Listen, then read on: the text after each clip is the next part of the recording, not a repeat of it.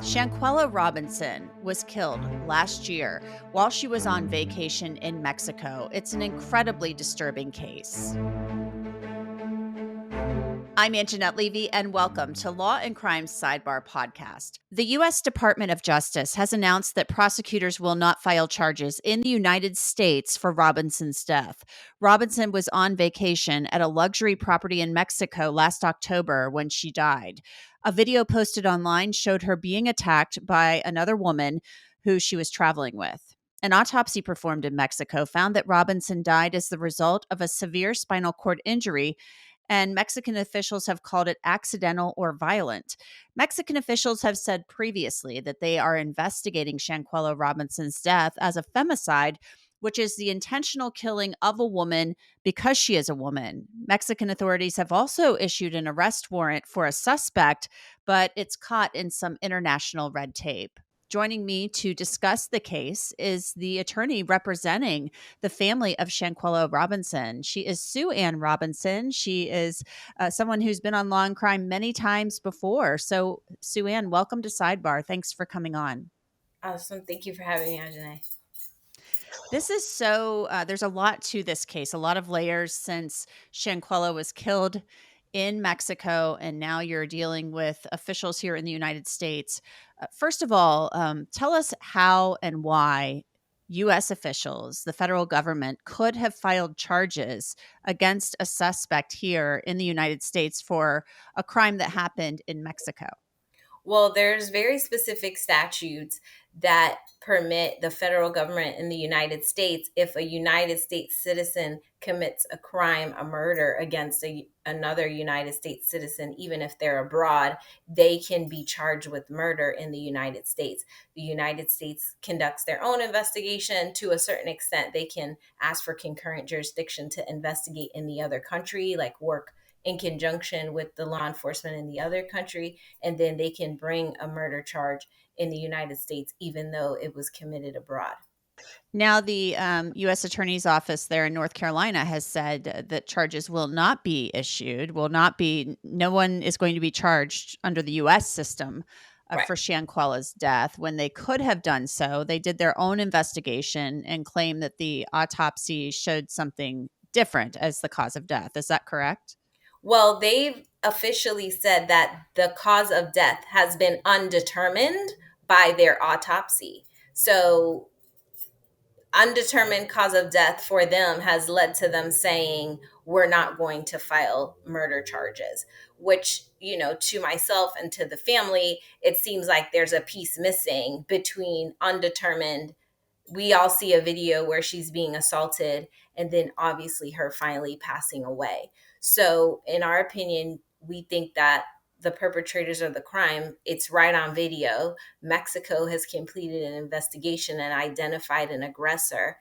And, my position is, had the U.S. authorities taken the case seriously from the very beginning, I think that the autopsy itself would have been conducted in a different manner. Right now, the U.S. authorities are kind of saying, well, our autopsy says something different. Well, it absolutely will say something different because their autopsy was done after the body had already been embalmed.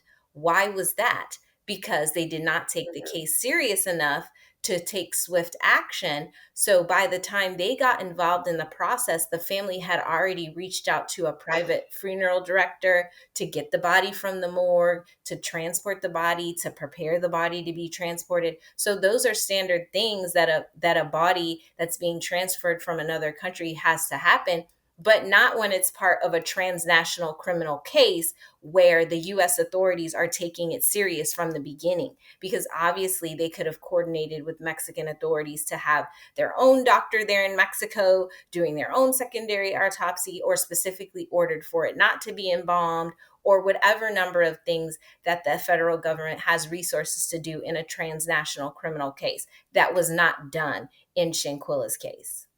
It's a really disturbing case, and we know the video is right there. The video doesn't lie.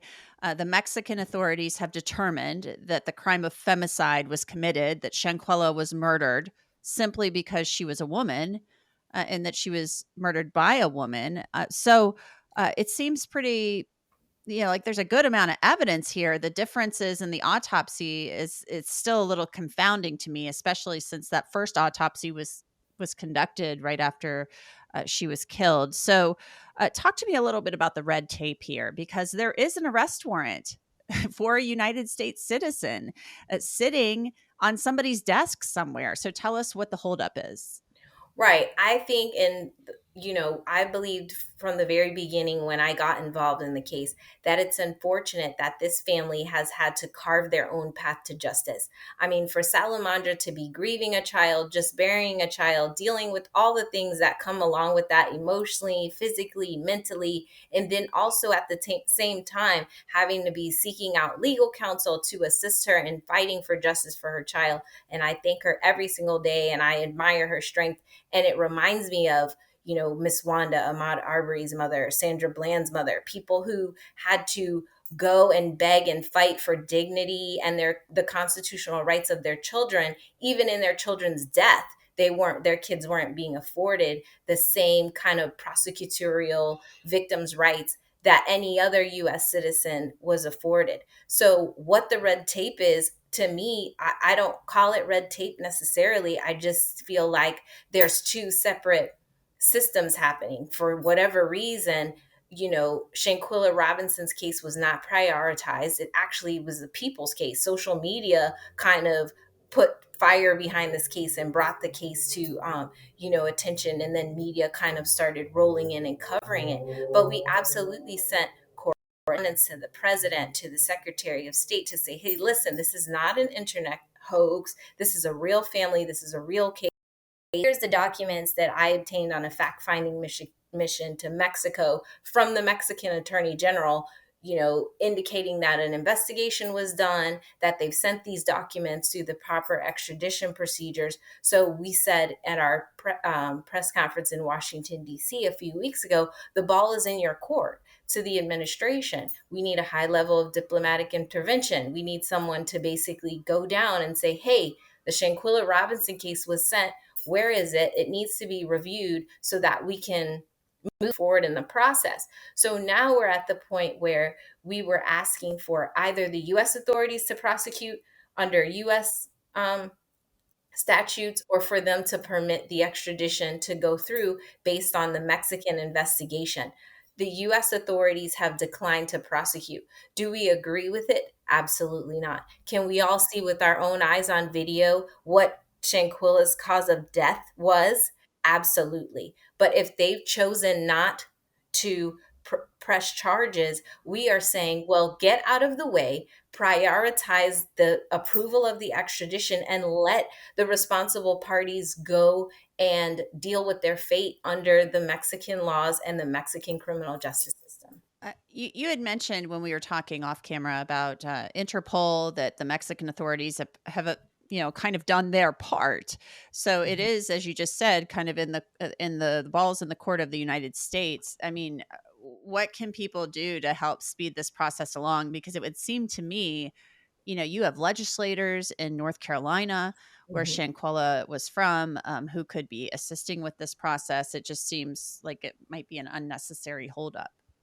Absolutely. It is absolutely unnecessary. And, the fact that the family has been having to go through all of this, to me, is so disheartening, obviously as a lawyer, having 16 years experience, but it's not something, even though yesterday was very hard and very disheartening and very discouraging and very disappointing from the family, we're not deterred. I'm telling the family, listen, you don't have to be deterred by this, because we've seen this before. And like I said, Miss Wanda had to physically go to the state attorney's office. She had to go seek out legal counsel to have charges brought in Ahmaud Arbery's death. That was a Black mother saying, no, there's something more here. You need to keep investigating. Same thing with Sandra Bland. And even I talk about the George Floyd case only because it was on video.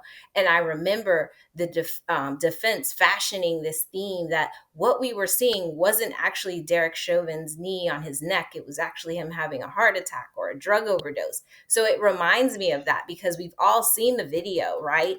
But the U.S. authorities are saying it's something else. it's undetermined, so we can't file charges. So we're disappointed, but we're not deterred, and we're still pushing forward with asking the U.S. authorities, putting pressure on the U.S. authorities to have that intervention, to prioritize authorizing the extradition.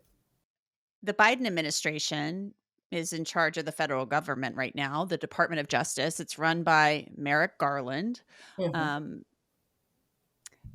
I mean, so this is an administration that is supposed to be sympathetic to people of color and to the challenges that they've faced and the discrimination over the years. Do you believe if Shanquella had been white, that this person would have been extradited by now? Do you think this holdup is because she's a woman of color?